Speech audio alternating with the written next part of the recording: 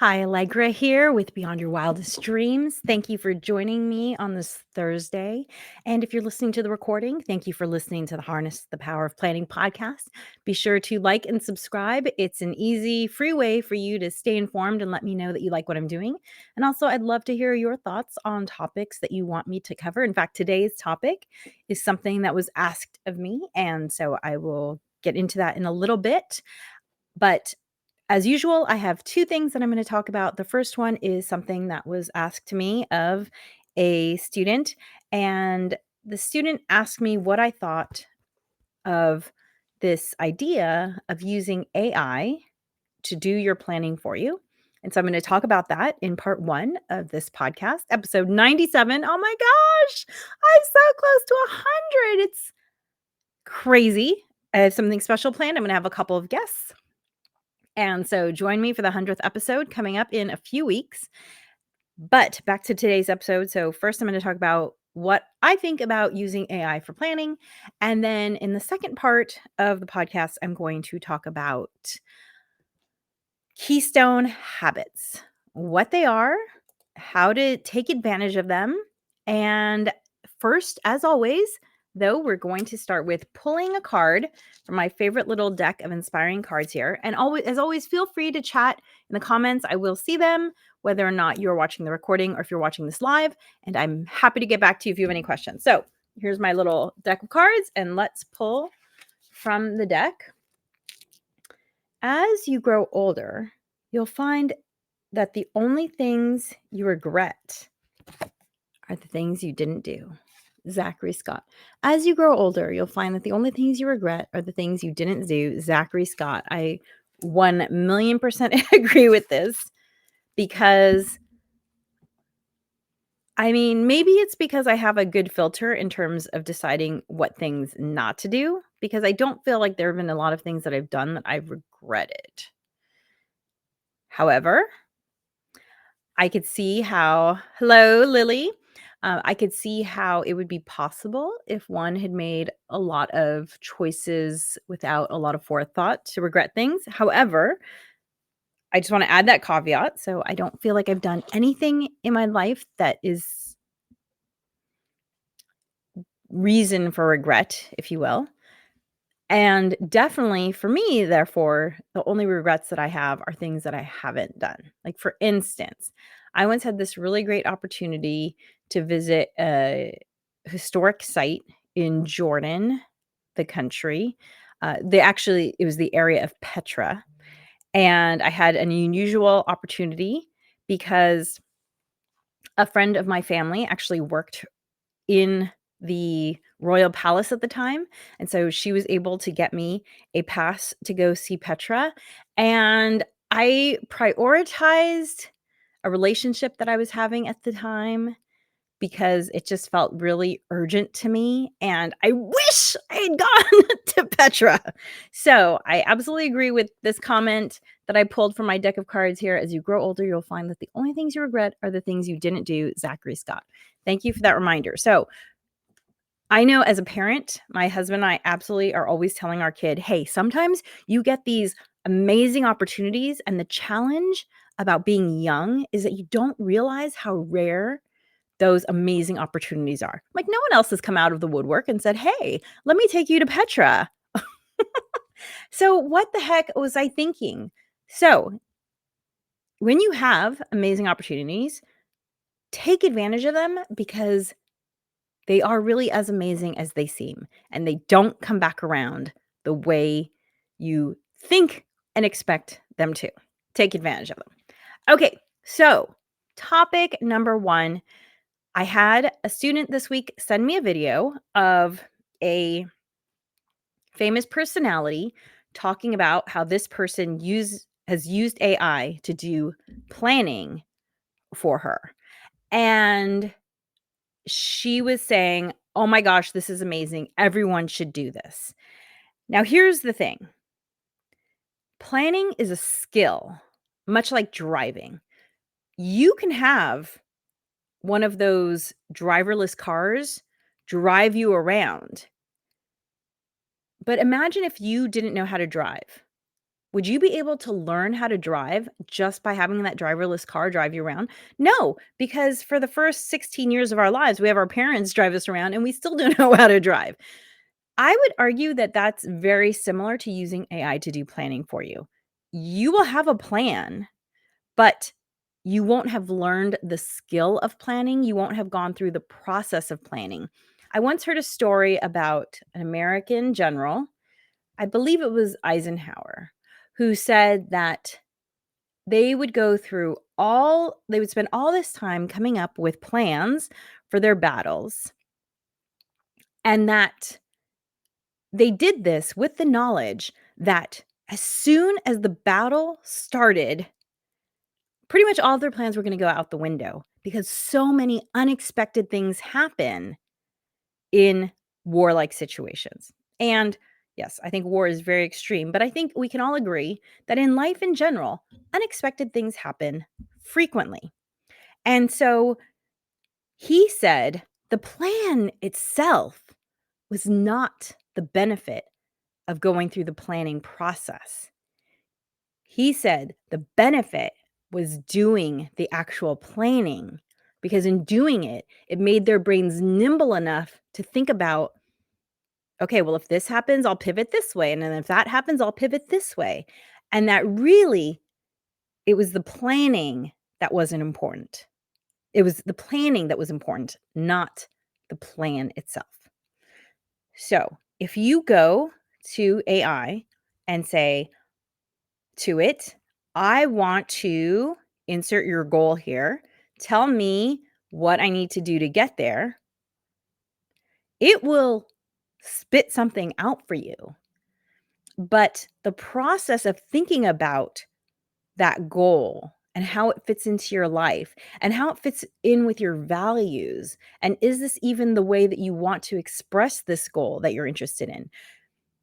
In our life design course, Harness the Power of Planning, we talk as much about letting go of things as we do about working towards things. Because, we grow up and we have these dreams, and sometimes the dreams are ours, and sometimes the dreams are given to us by our family, or sometimes the dreams aren't even really dreams, they're expectations put on us by other people or society.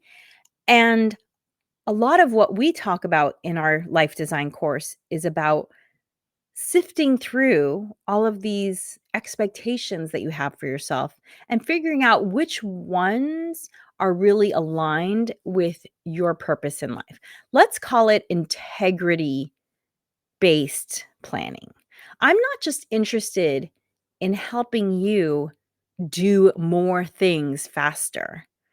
I'm interested in saying to you, okay, well, you tell me you want to do this thing, but is that really what you feel like you are here to spend this one life on? And so I've decided that I'm going to explain to people that I'm not just a productivity and time management expert, but I'm a integrity based. And by integrity, I don't mean my integrity. I mean your integrity. I mean pursuing goals that are aligned with your true self. So I think the problem with using AI to come up with a plan is that you miss out on all of that opportunity to learn and think about whether or not this goal that you've thought you've had for all this time is actually something that's aligned with your integrity. Does it help make you, the word integrity is from, if you think about integral, right? So something that's whole, an integer is a whole number. A whole food is something that is integral. It has all of its parts. So integrity based productivity is about doing things so that you are living a life where you are as whole as you can be, expressing your full potential. So I don't think this is a worthwhile use of AI. Not to mention, by the way, I'm very concerned about the climate impacts of AI. I don't know if you're aware, but AI uses a lot of clean water. Last I heard, there wasn't endless amounts of clean water on the planet. Granted, we could get better about cleaning water, yes, but I would prefer that that clean water go to humans and not to machines, especially in this case, because in this case, all of the benefit of planning is getting missed out on by allowing AI to do the planning for you. Okay? So, let's say you have this goal of writing a book and you ask AI, "Tell me how I can what steps I need to take to get to writing a book." It's gonna tell you things that you probably already know. Like, first you have to write the book, then you need to get an editor, and then you need to find an agent, and then you wanna find a publisher, and then blah, blah, blah, blah, those steps. These are not steps that are hard to find online through your own searching, not using AI. However, when you do it yourself, I would say, okay, well, let's not just talk about the steps. Let's talk about why you want to write this book and what kind of book do you want to write? And is it really a book you want to write or is it more of a workbook? Or maybe, all of these questions that you ask yourself in the process of planning, that's what's important. The steps themselves, those can be found easily. And I would say basically, it's just a waste of energy and clean water to use AI in this way because you asking yourself these questions is what's important about the planning process, and you'll lose that completely if you have a computer do the thinking for you. So, part one, that is my thoughts on using AI for planning. Part two of this podcast is about Keystone Habits. I talk If you have seen our podcast before, then you know that we wrote these 4 workbooks. They're all very short. They're short on purpose because I know that I don't like it when I read a 350-page book that could have actually been 50 pages. And not just did we want these to be books, but we wanted them to be workbooks because I know that humans learn best when you do. We don't like being talked at. It doesn't really stick in our brain in that same way as doing. And so that's why these books are all workbooks. They're all short. They're designed to be gone through in about 45 minutes to an hour. And we talk a lot about the power of habits in these books. By the way, that book is a great book, The Power of Habit. Just saying, Charles Duhigg. Good book. I don't have it I can't just pop it up as a QR code, but it's definitely in lots of places on my website and stuff. Charles Duhigg, The Power of Habit. Anyway, so all of our books talk about habits in some way, shape, or form, but we probably talk about it most in Rock Your Morning because Rock Your Morning is all about helping you take care of yourself on the daily. So many studies show that the majority of people feel burnt out. And if you burnt out by, the American people feel burnt out by our daily lives, by our culture, and the percentage likelihood of being burnt out is even higher if you're a parent, even higher if you're a woman, and even higher if you're a woman of color. So I have found that one of the things that keeps me on not from getting burnt out, because I have experienced burnout before, 2.5 times to be exact. You'll have to hear my burnout stories another time. Actually, there's a whole episode on my burnout stories. If you go look at Harness the Power of Planning and type in burnout, I'm sure you'll find it. My morning ritual is a huge component of what keeps me from feeling burnt out. And the great thing about Keystone Habits is that if you don't have a morning ritual yet, if you're feeling burnt out, Keystone Habits are a great place to start because Keystone Habits have benefits way beyond just the benefit of whatever the habit is that you do. So let me explain. You take a supplement, pop, great. That's good for your health, but there's not really a trickle down benefit of it.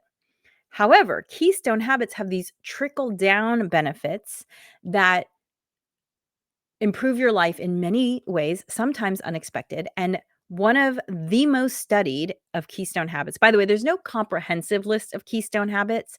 It was a term that was coined by, uh, I I forget which author it was off the top of my head, but there's no, or maybe it's from The Power of Habit. Oh yeah, Power of Habit. The same book I was talking about, Charles Duhigg. So, Keystone Habits, he coined the phrase, but there's not a definitive list. However, most habit experts can agree that making your bed is one of the core keystone habits. And here's why. And by the way, making your bed first thing in the morning, not making your bed at any point in the day, making your bed first thing in the morning. And here's why. Because studies have shown that when you make your bed, it gives you this feeling of accomplishment that flows through to the rest of your day. This, like, huh, I am in charge of my world a little bit, which, is arguable. But in that moment, it just gives you a sense of control and accomplishment. You feel good about yourself. Plus, so this is where keystone, right? There's many. So yes, you've straightened your bed. So I think the benefit that would be obvious is your room looks neater. Yes, your room looks neater because beds take up a big part of your room, probably. So your room looks neater, but the trickle down, the fact that it affects other parts of your life are things like this. It's also been shown to make you feel accomplished, to make you feel more optimistic. Optimistic, isn't that interesting? But to me, I think the most surprising benefit of making your bed has been shown that it helps to improve sleep that following night. Because in the process of unmaking your bed, you're actually signaling to your brain, it's time to wind down. It's time to recharge. I am going to go. It's sending a signal to prepare you for a good night's sleep. So that's the benefit of keystone habits, is that they benefit you in so many aspects of your life, far beyond just the initial obvious one, such as straightening your room. So, what are some other keystone habits? One is dressing better. Another one is cooking from scratch, right? Because cooking from scratch will not only improve your health, but it will improve your budget because cooking from scratch is so much less expensive. Plus, it gives you a sense of accomplishment. And here's the thing I love about cooking from scratch, it feeds this creativity urge that I have. I love to be creative, and sometimes that manifests itself as drawing, sometimes it manifests itself as crocheting. And cooking also scratches that itch for me. Plus, I get the satisfaction of knowing that I'm taking care of my loved ones by cooking from scratch. So many benefits. I really love that one as well. Exercising in the morning, planning. Planning is a keystone habit. Probably one of my favorite keystone habits, because planning also gives you a sense of accomplishment. It gives you a sense of having some control over your life, but it keeps your brain nimble in a really interesting way because it just leaves you looking for opportunities to do the things that you want to do. It also is amazing, amazing, amazing for reducing stress and anxiety, which is why part of my evening ritual is actually to look at my planner. So I'm sitting at my desk right now, and my planner is here as it always is, just open right in front of my desk. The last thing I do before I step away from my desk at night is I look at my planner.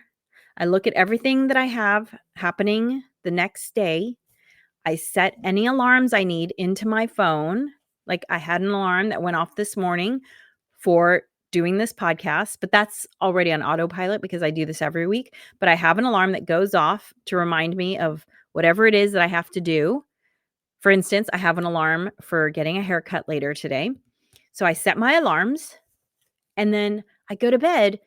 And because I know what's happening tomorrow, there's not this anxiety of, "Oh my gosh, what's going on tomorrow? Did I forget something? Am I not prepared?"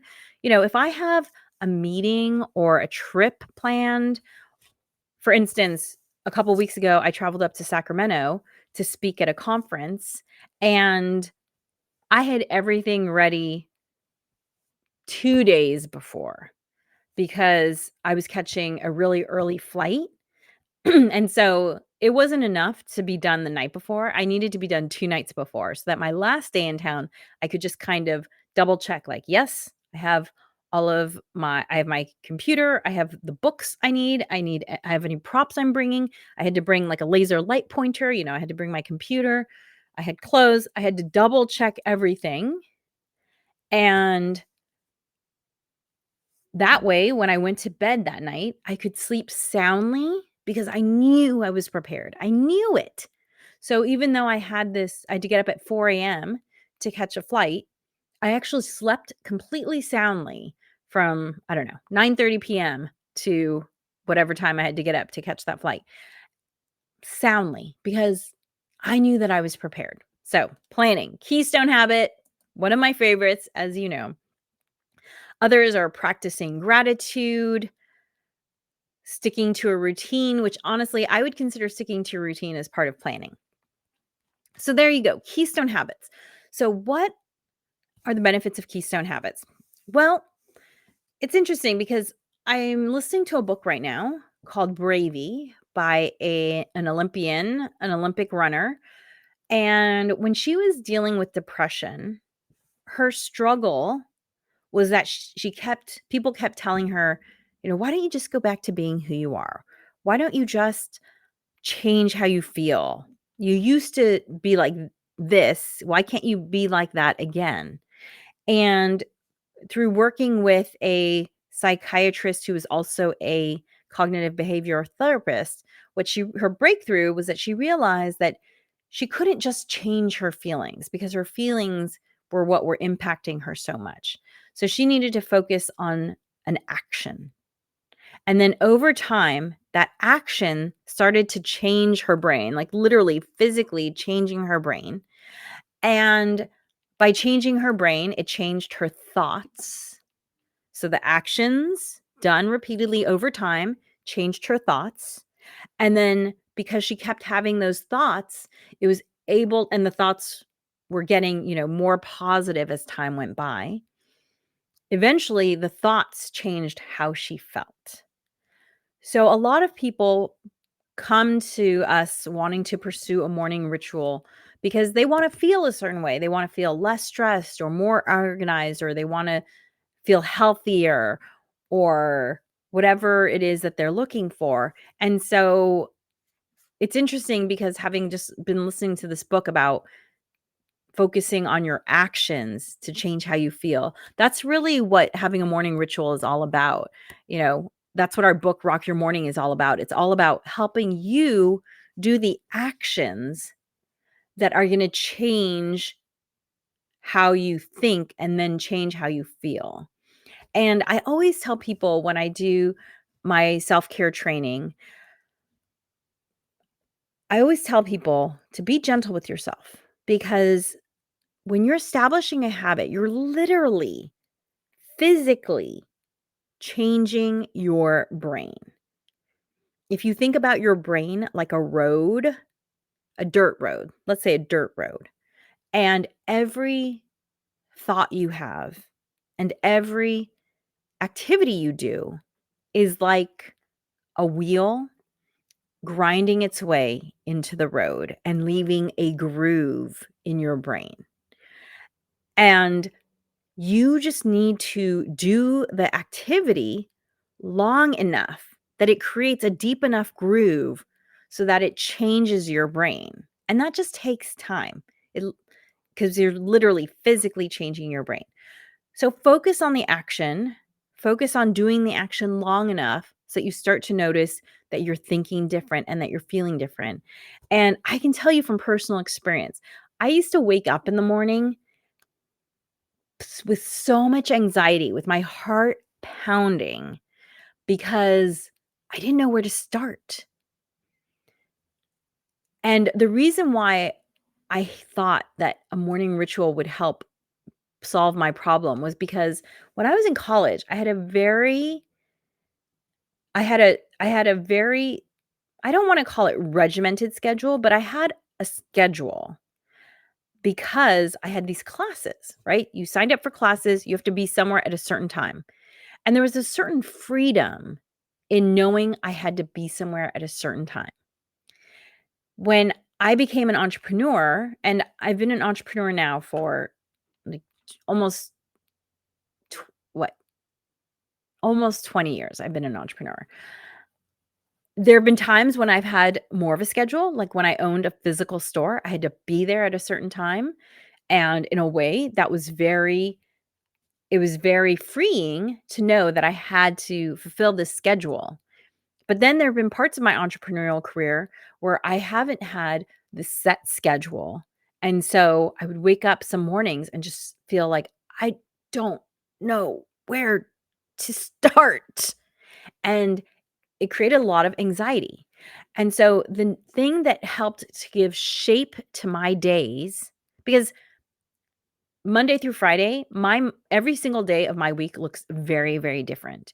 Tuesday, Wednesday, Thursday are very structured. Mondays and Fridays have a little bit of structure, but not as much as Tuesday, Wednesday, Thursday. And so the benefit of having a morning ritual is it helps to give structure to my days that are less structured. It also, when something catastrophic happens, like my father passing away, or the pandemic, or the fires that recently tore through Southern California, when something catastrophic happens, having a morning ritual helps to be that anchor for you in your day. And I think it's so beneficial. Look, I have a morning ritual and an evening ritual, and I think they're both beneficial. But because my morning ritual is the start of my day, it sets the tone for the rest of my day. So, I would encourage you, if right now you can only wrap your head around an evening ritual, great, but I want you to have in the back of your head, I'm going to work on a morning ritual because it's going to set the tone for my entire day. And if you don't know where to start, what I would suggest is that you start with one of these keystone habits. Start with Pick a keystone. Look, I like making your bed, one, because it's so studied, two, because it's something you can do the minute you pop out of bed. So, in terms of giving yourself a win immediately, right? Just waking up and make your bed, and you're like, woohoo, I'm a winner. I think that's really beneficial. Also, the great thing about making your bed is it takes, I don't know, 10 seconds, 30 seconds. If you have a lot of pillows, it takes me about 10 seconds. So it's fast. You do it first thing in the morning, and it's immediately just sets the tone for your whole day. So if you don't know where to start with making your bed because it's just a great keystone habit.